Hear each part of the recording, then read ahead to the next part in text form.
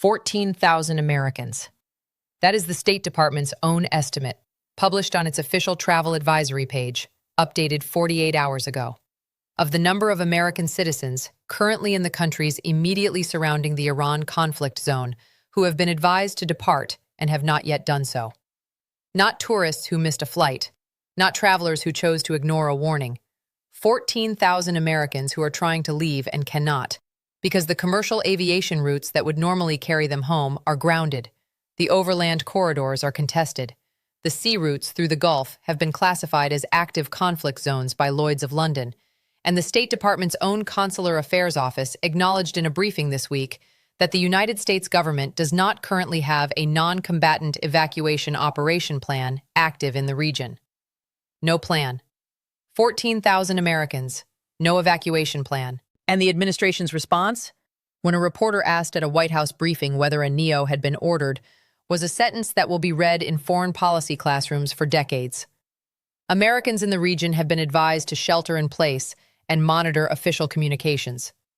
Shelter in place, in an active conflict zone, with no plan to get them out. In the next few minutes, I am going to show you exactly what a non-combatant evacuation operation is, why the United States military has one pre-positioned for almost every conflict region on Earth, and why the absence of one in the current theater is not a logistical oversight, but a policy decision.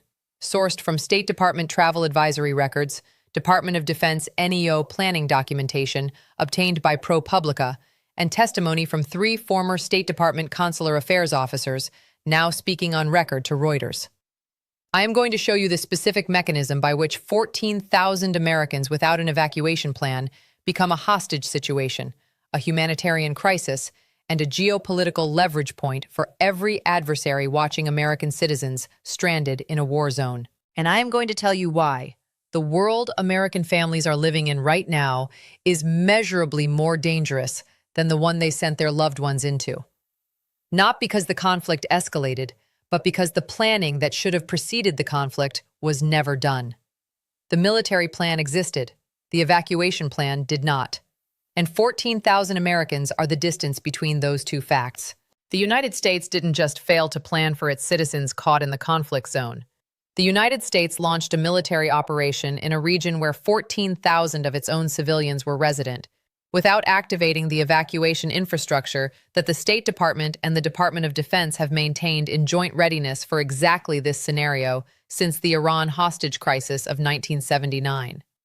The lesson of 1979, the 44-year-old lesson, the lesson that cost one president his re-election and produced an entire doctrine of American consular preparedness, is that American citizens in hostile regions must be protected by active evacuation planning before the moment of maximum danger arrives, not after.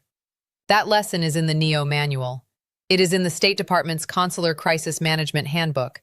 It is taught at every Foreign Service orientation. It was not applied.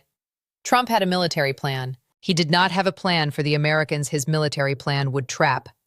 And in the gap between the strike authorization and the shelter-in-place advisory, 14,000 people are waiting for a government that told them it would protect them, and is currently managing their absence from the news cycle rather than their return home. Imagine you are the manager of a construction site in a neighborhood that has been deteriorating. You have a crew of workers on site. You know, based on every safety assessment, that the neighborhood could become dangerous. The protocol says, before you start the high-risk work, you arrange transportation for the workers so they can leave quickly if the situation turns. You arrange it in advance, before the work begins, because arranging it after the situation turns is too late. You skip that step. You start the work. The situation turns. Your workers are trapped on site with no arranged exit. And when someone asks you about the evacuation plan, you tell them the workers have been advised to stay put and monitor communications. Your workers are not safe. They are simply not in the news yet. Hold that thought, because that is exactly the management model the administration applied to 14,000 American citizens in the Middle East. And the reason they are not in the news yet is not because they are safe. It is because the situation has not yet produced the specific image that forces a government to answer for what it chose not to plan. Drop your answer in the comments. Is the absence of a non-combatant evacuation operation plan a catastrophic failure of duty of care to American citizens? Or is activating a NEO a politically escalatory signal that the administration reasonably chose to avoid in order to preserve diplomatic options? Both arguments have serious adherents. Both have consequences for 14,000 people. Let us rewind the clock. This didn't start with a travel advisory. It started 22 months ago, when the State Department's Bureau of Consular Affairs submitted its standard pre-conflict assessment to the National Security Council. The document that, in every previous administration, has been the trigger for NEO pre-positioning orders to the appropriate military combatant command. The assessment identified approximately 14,000 American citizens in the region of potential hostilities, classified the evacuation risk as elevated, and recommended that NEO pre-positioning begin no later than 60 days before any military action to allow sufficient time for civilian registration, transportation arrangement, and safe haven identification. The Trump administration's entire consular planning posture was built on one catastrophic assumption: that the military operation would be swift enough, concluded within the 3 to 5 week timeline the administration had planned for, that American civilians in the region would face no sustained threat requiring evacuation, and that activating a NEO would create a public signal of anticipated conflict duration that contradicted the administration's stated timeline and undermined the domestic political narrative of a limited, decisive operation. The Bureau of Consular Affairs made the recommendation. The National Security Council did not issue the pre-positioning order. The military operation launched without NEO activation. The 3 to 5 week timeline failed in week 3, and the 14,000 Americans who had not yet departed, who had stayed because the advisory said departure was recommended but not mandatory, because the airports were still open, because the situation had not yet reached the level that produces the specific, visceral fear that makes people leave jobs and homes and lives behind. Those 14,000 people are now in an active conflict zone with no pre-positioned evacuation infrastructure to receive them. The consular assessment was submitted. The recommendation was clear. The order was not given. And the reason the order was not given is sitting in the gap between what the NEO pre-positioning would have signaled and what the administration needed the public to believe about how long the war would last. Receipt number 1, the NEO documentation. Hat tip to ProPublica, which obtained and published this week a summary of the Department of Defense's non-combatant evacuation operation planning framework for the Iran theater, confirmed in its key findings by 3 former State Department consular affairs officers speaking on record to Reuters, and independently verified by 2 former military transcom officials who managed previous NEO operations in the region. The documentation establishes that as of the day the military operation launched, no NEO activation order had been issued to U.S. Central Command, no evacuation assembly points had been designated in the affected countries, no safe haven identification had been completed, no civilian registration sweep had been conducted to locate and account for the 14,000 Americans the State Department's own database identified as present, and no transportation contracts, the commercial charters and military airlift arrangements that physically move civilians out of a conflict zone, had been executed. Stop right there. Each of those 5 absences is individually significant. Together they describe not a plan that was started and not completed, but a plan that was never started. The NEO framework does not require a conflict to be underway to activate its pre-positioning phase. It requires a conflict to be foreseeable. A military operation that was authorized, planned, and executed does not become foreseeable in hindsight. It was foreseeable when it was authorized. The pre-positioning should have begun at authorization, not at escalation. The documentation ProPublica obtained shows that the pre-positioning phase was never begun at all. One former consular affairs officer, speaking on record to Reuters and identified by name as a 22-year State Department veteran, said the following: "In my career, I never saw a military operation launched into a region with this concentration of American civilians without a NEO pre-positioning order. Not once. This is the first time." That sentence is not a partisan statement. That is a 22-year professional telling you something has never happened before is happening right now. And the people it is happening to are not statistics in a State Department database. They are 14,000 Americans who trusted the government to have a plan.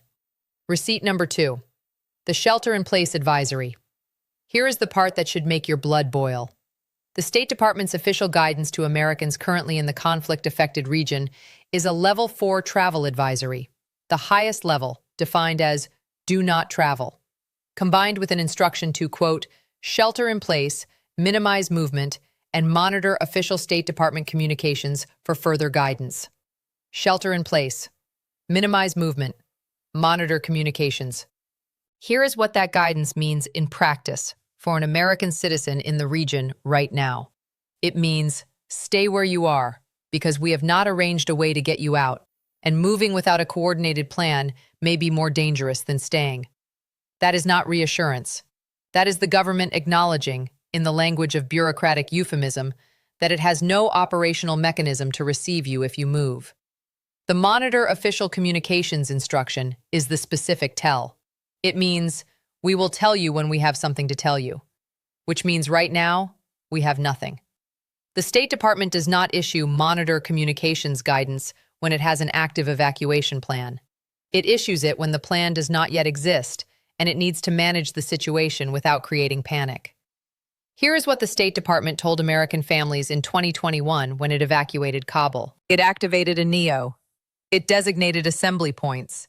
It coordinated military airlift. It communicated specific instructions. Go to this gate, at this time, with these documents. Here is what the State Department is telling American families in this conflict zone right now. Shelter in place. Monitor communications.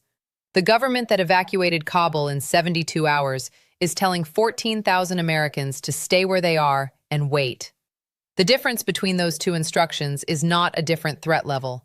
It is a different level of planning. And the planning that is missing because the plan was never made. That is not a communications failure.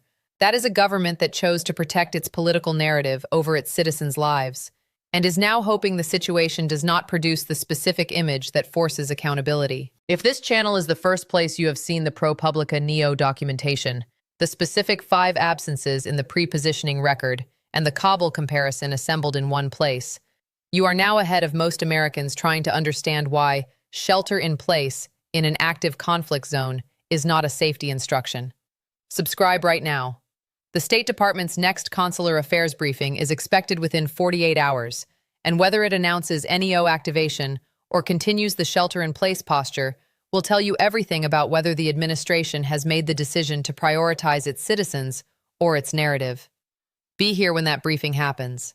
Now compare what the NEO documentation reveals to what the administration is saying publicly. At the White House briefing where the absence of a NEO was first raised by a reporter, the National Security Advisor said, and this is a direct quote, "The safety of American citizens abroad is always the president's first priority. Our consular teams are working around the clock. Every American who wants to leave has options available to them.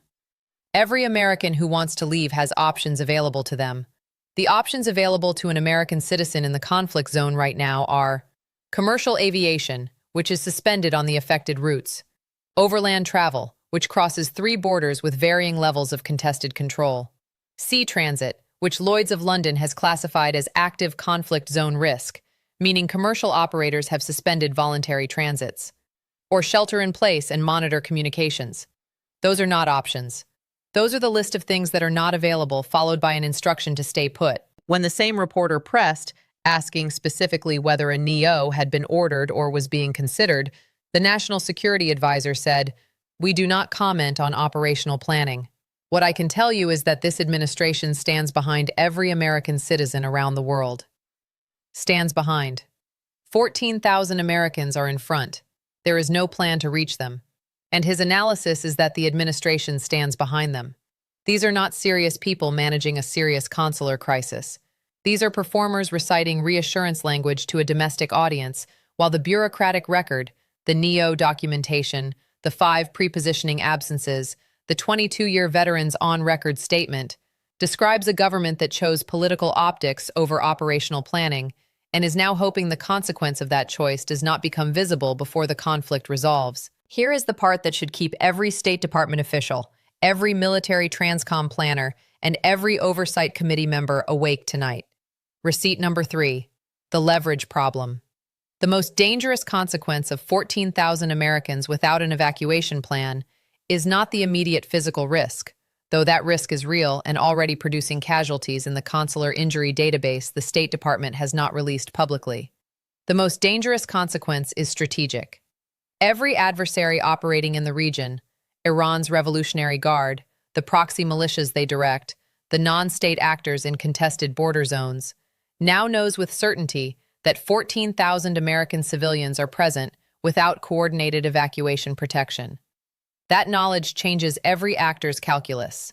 Americans without evacuation plans are not just civilians at risk, they are leverage. They are the specific category of human being whose presence in a conflict zone can be used to constrain American military options, generate domestic pressure for de-escalation, and produce hostage-taking scenarios that have historically been among the most politically damaging events an American president can face. The Iran hostage crisis of 1979 destroyed a presidency. Benghazi defined a cabinet official's legacy for a decade.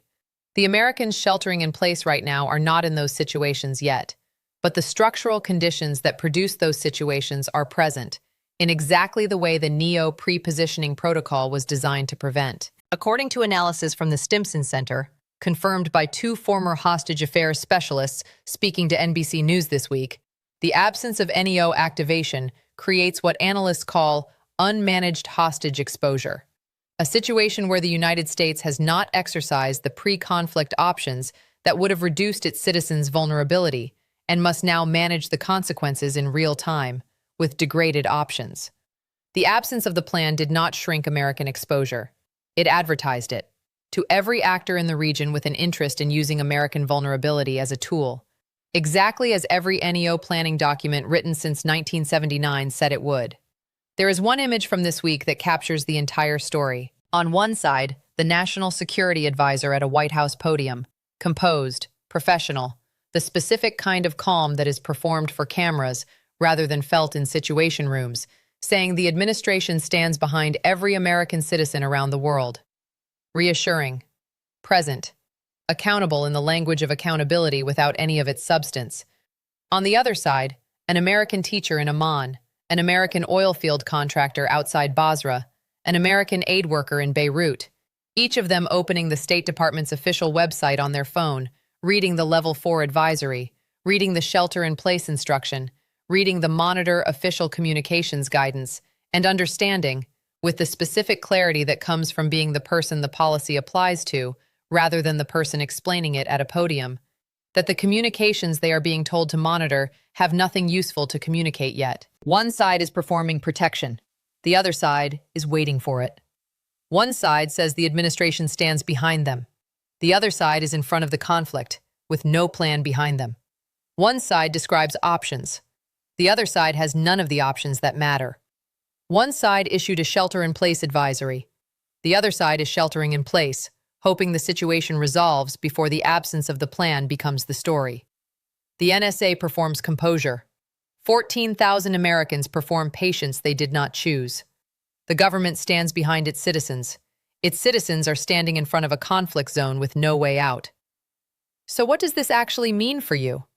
Not for foreign policy analysts, for the person watching this. If you have a family member currently abroad in the affected region, whether working, studying, serving with an NGO, or contracted with a company operating in the Middle East, the 5 pre-positioning absences documented in the ProPublica NEO report are not an abstraction for your family.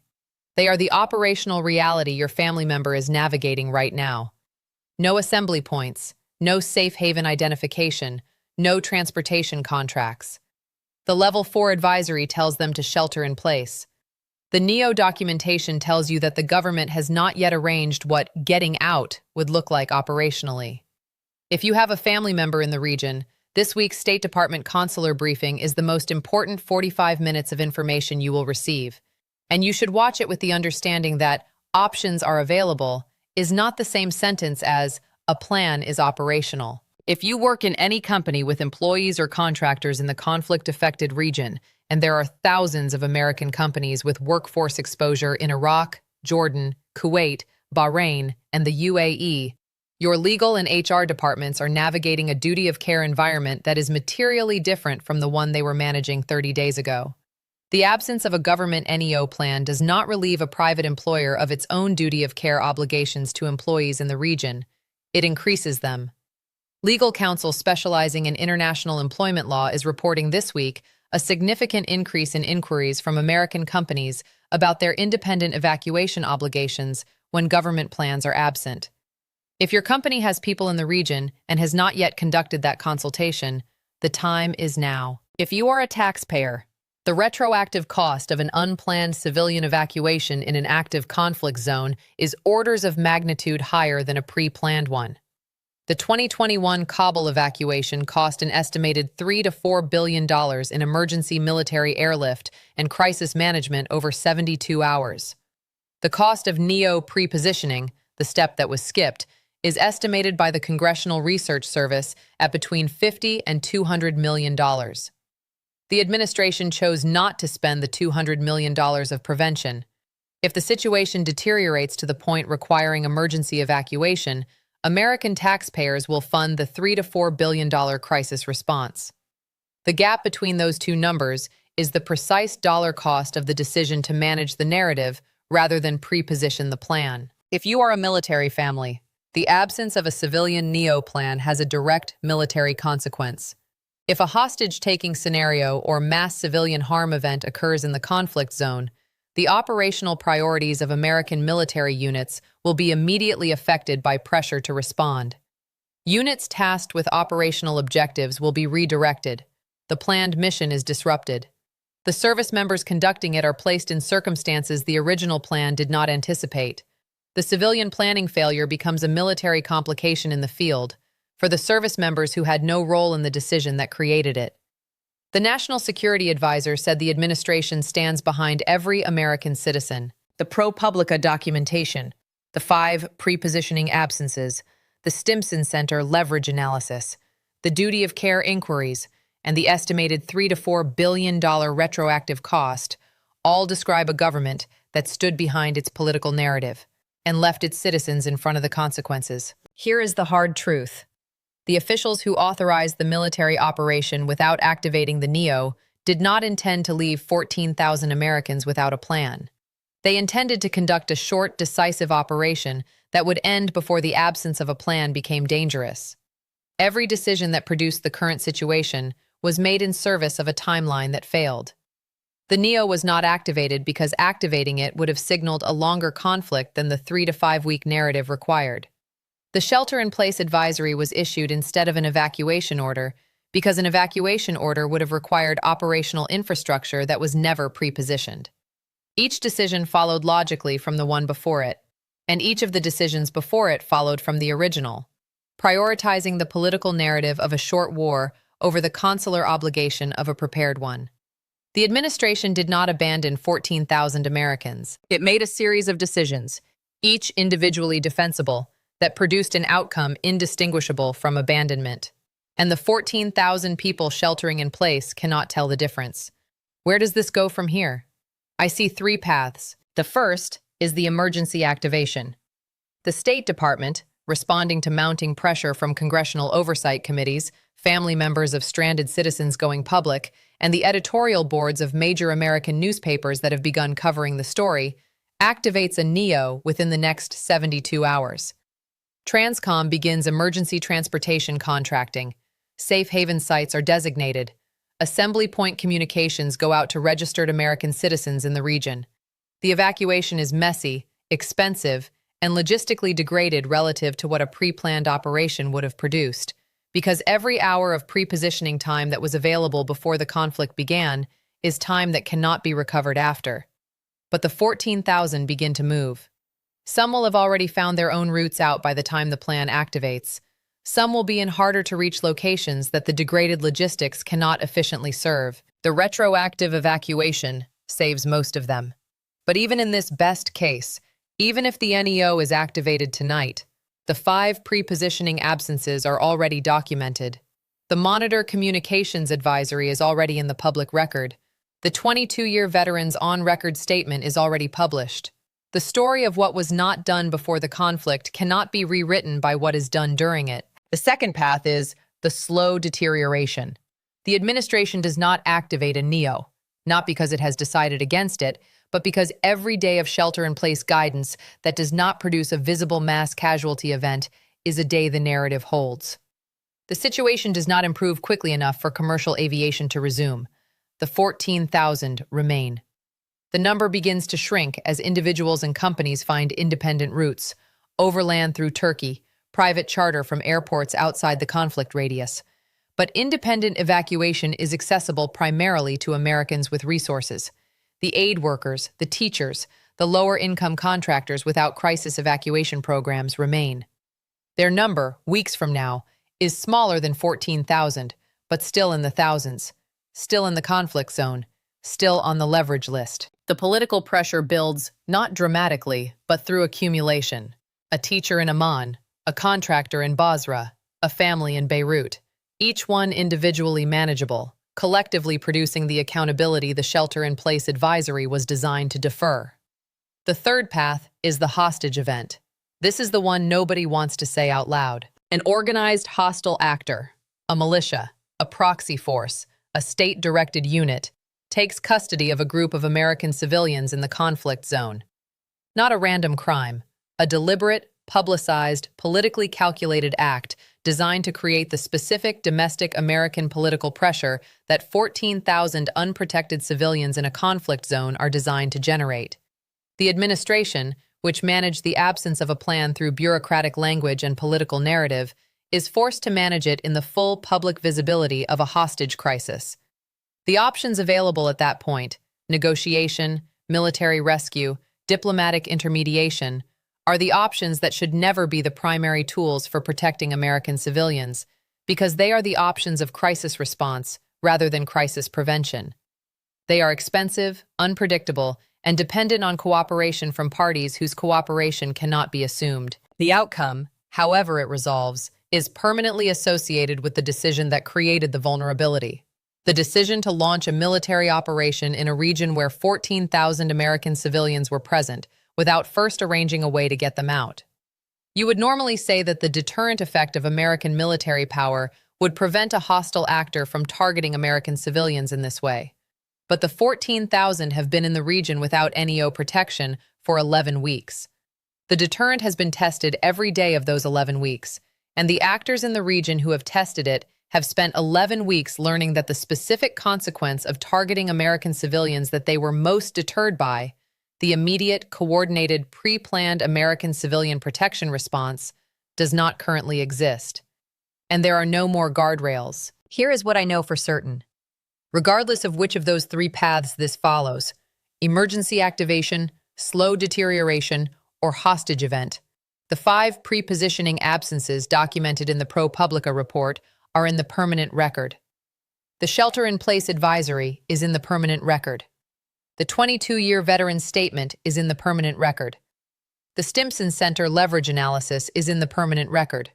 And the gap between the $50 to $200 million prevention cost that was declined and the $3 to $4 billion crisis response cost that may be required is in the permanent record of what this administration chose to prioritize when it had to choose between a political narrative and an operational obligation.